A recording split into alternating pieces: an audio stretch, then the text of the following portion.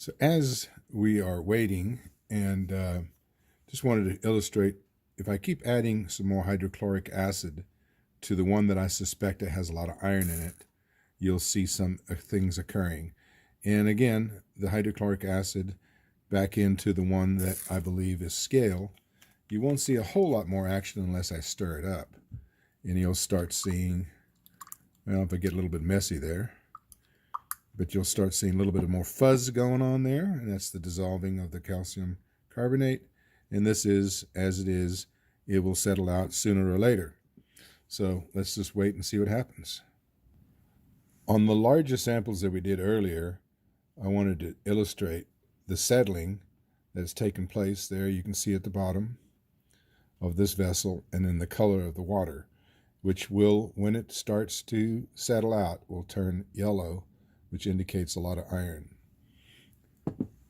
On this particular one now that you'll see very little floating. Most of that material at the bottom is pieces of rock, stone, plastic, and some pieces of yet undissolved calcium carbonate scale.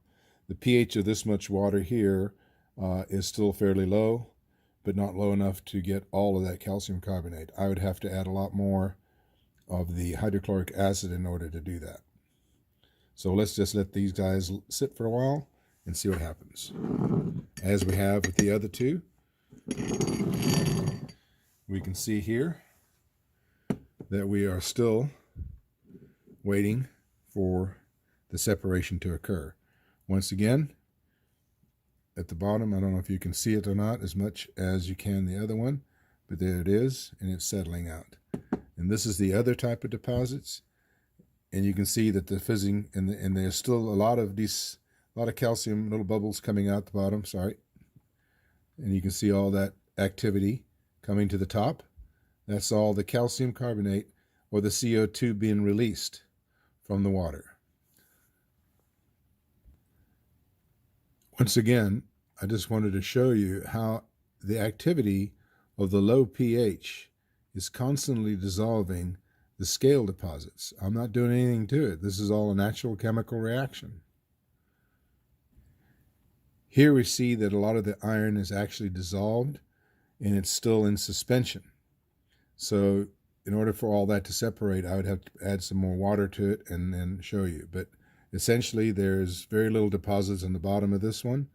It's just all water, brown water, that shows well, you can see some of the water floating around in there. And some of it is a little bit of scale, not much, but it's primarily iron and some carbonate, which is still gassing off. Now it's been close to an hour, and you can see that most of the iron is still in suspension and some of the material is down below. With more acid, we could probably dissolve all of it. Here, we're seeing activity still going on even after an hour or so. So that's what it takes to descale something, by just simply adding acid. Again, this is an hour after we first saw the action on the last pause. The same is true with the two larger containers. As you can see, the water's getting a lot clearer and dissolving, whereas in this body, there's the iron and there's the floating iron, or dirt, depending on the analysis taken in the lab. Mostly iron, though.